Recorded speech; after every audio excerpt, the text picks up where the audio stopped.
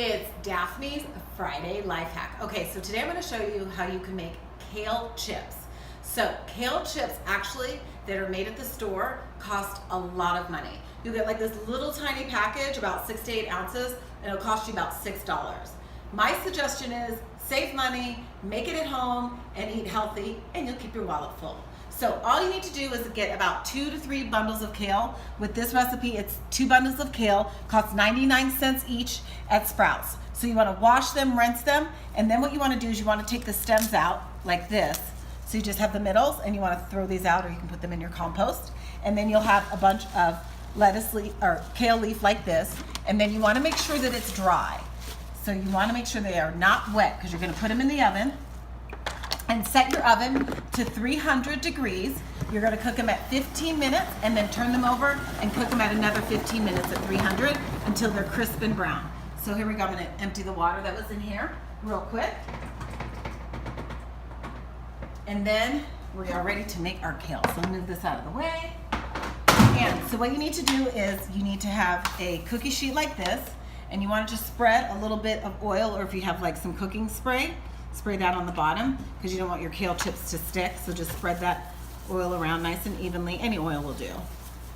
Okay, and then what you want to do is put your kale on here, your dried kale. And again, let me repeat this. You don't want your kale wet because you want to make sure that it's going to get crisp, but you have to wash them.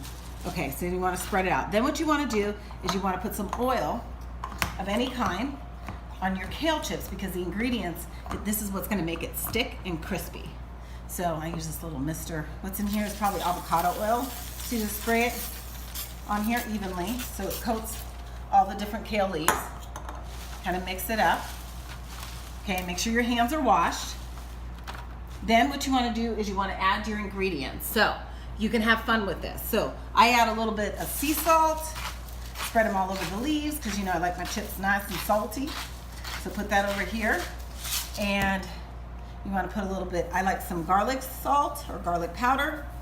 I put a little bit of pepper. I don't get too crazy with the pepper. And I'll have the full instructions and ingredients posted on my blog at smartshopperdaphne.com, but I'm just going through this real quick. Then I put a little bit of turmeric on here, add a little healthy component to it. And then I top it off with a little bit of Italian seasoning. Okay, so you got that all on there.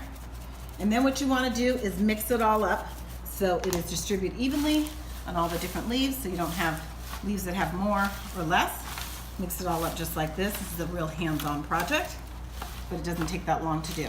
Then what you want to do is, like I said earlier, after your oven is heated at 300 degrees, stick it in for 15 minutes. You're going to see these shrink into like small little chips, and then turn them over and then let them cook another 10 to 15 minutes depending on your oven, and then you're going to have some crispy kale chips. And let me show you really quick what they're going to look like when you're all done cooking them. So here's the batch that I made earlier. This is them right here. See how crispy they are? So there you go. So this cost me a total between these 2 batches of $2 because each bunch of kale, and I got a variety of different kale, doesn't matter what you use. I got red kale and green kale, cost me a total of $2. So that's simple. And again, I'll have the full instructions on my blog at smartshopperdaphne.com. And as always, I'm Daphne Monroe, your smart shopper.